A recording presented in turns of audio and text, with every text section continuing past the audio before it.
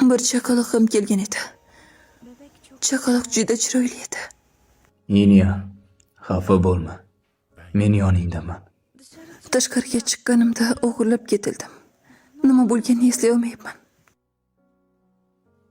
Ammo o'ylashimcha, Erjonim, meni yana sen qutqarding.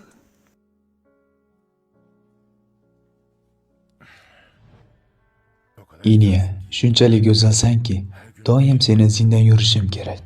Tansiyan, galiba sana karşı kalbim atmaya başladı.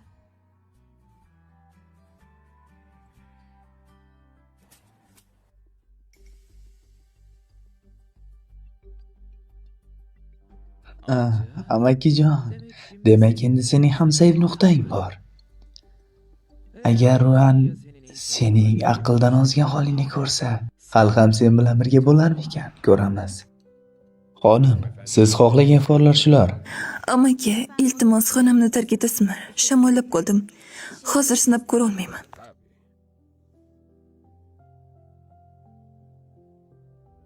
Omadim chopdi. Yulli Bey, Siyan Bey'in kullandığı kokuları gizlice değiştirdim. Bobom so'nggi paytlarda mendan butunlay umidini uzdi. Tan oilasida mavqeimni saqlashim uchun endi qasos olish uchun va nihoyat bir imkoniyatim bo'ldi. Ya grip ve koku alamıyor. Amcan birkaç gece bunu koklasın.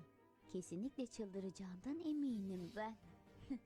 Amakimning asab xuruji og'irlashsa, birinchi bo'lib Ruanyan zarar ko'radi.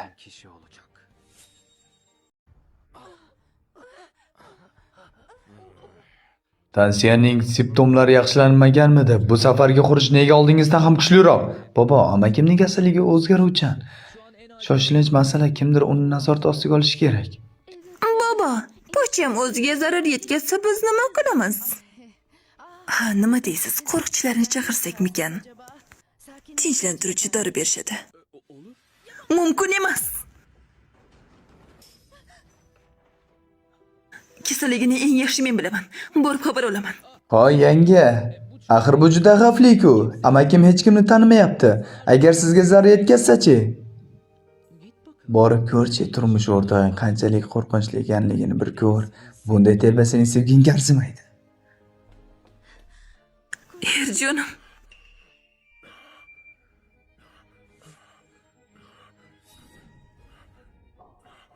Demakdan sening xurujlari shunchalik jiddiy ekanda.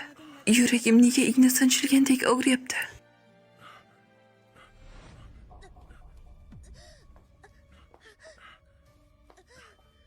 Erjonim. Erjonim, men seni xotiningman. Qo'rqma. Yordam beraman.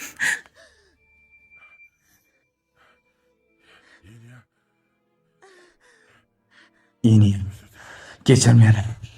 Men tezroq ket. Men o'zimni tutolmayapman.